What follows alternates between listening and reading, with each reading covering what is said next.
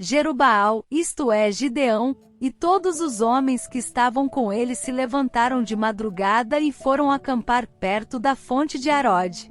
O acampamento dos midianitas ficava no vale, no lado norte, perto do Monte Moré. O Senhor Deus disse a Gideão: você tem gente demais, e por isso não posso deixar que vocês derrotem os midianitas. Se eu deixasse, vocês poderiam pensar que venceram sem a minha ajuda. Anuncie ao povo o seguinte: quem estiver com medo, que saia do monte Gilboa e volte para casa. Gideão anunciou, e 22.000 homens voltaram. Mas 10.000 ficaram. E o Senhor disse a Gideão: ainda é gente demais. Leve todos até as águas, e ali eu separarei os que irão com você. Se eu disser que um homem deve ir com você, ele irá. Se disser que outro não deve ir, ele não irá. Aí Gideão fez com que os homens descessem até as águas. E o Senhor Deus lhe disse: todos os homens que lamberem a água com a língua, como fazem os cachorros, devem ser separados dos que se ajoelharem para beber. 300 homens juntaram água nas mãos e lamberam. Todos os outros se ajoelharam para beber. Aí o Senhor disse a Gideão: com estes 300 homens que lamberam a água, eu libertarei vocês e lhes darei a vitória sobre os midianitas. Diga aos outros que voltem para casa.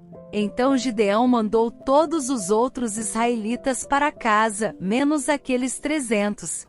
Mas estes ficaram com toda a comida e todas as cornetas. O acampamento dos midianitas estava abaixo deles no vale. Naquela noite o Senhor Deus disse a Gideão: levante-se e ataque o acampamento dos midianitas. Eu já dei a vitória a você.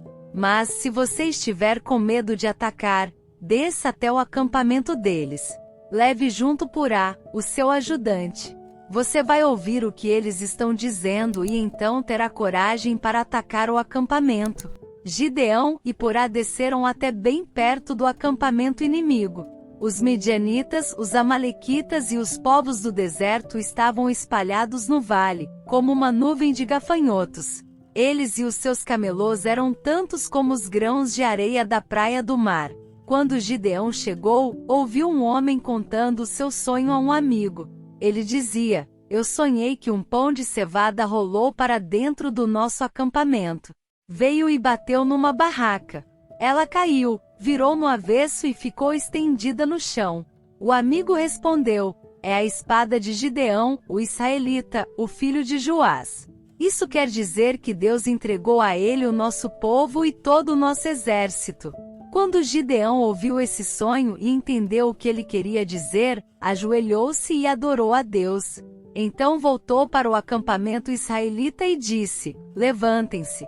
O Senhor Deus entregou o exército dos midianitas nas mãos de vocês. Gideão separou os 300 em 3 grupos e deu a cada homem uma corneta de chifre de carneiro e um jarro com uma tocha dentro. E disse: olhem para mim. E quando eu chegar perto do acampamento inimigo, façam o que eu fizer. Quando eu e o meu grupo tocarmos as cornetas, então vocês, que estarão cercando o acampamento, toquem as cornetas e gritem: pelo Senhor e por Gideão. Um pouco antes da meia-noite, na hora de ser trocada a guarda, Gideão e os seus 100 homens chegaram bem perto do acampamento. Então tocaram as cornetas e quebraram os jarros que levavam. Os 3 grupos tocaram as cornetas e quebraram os jarros.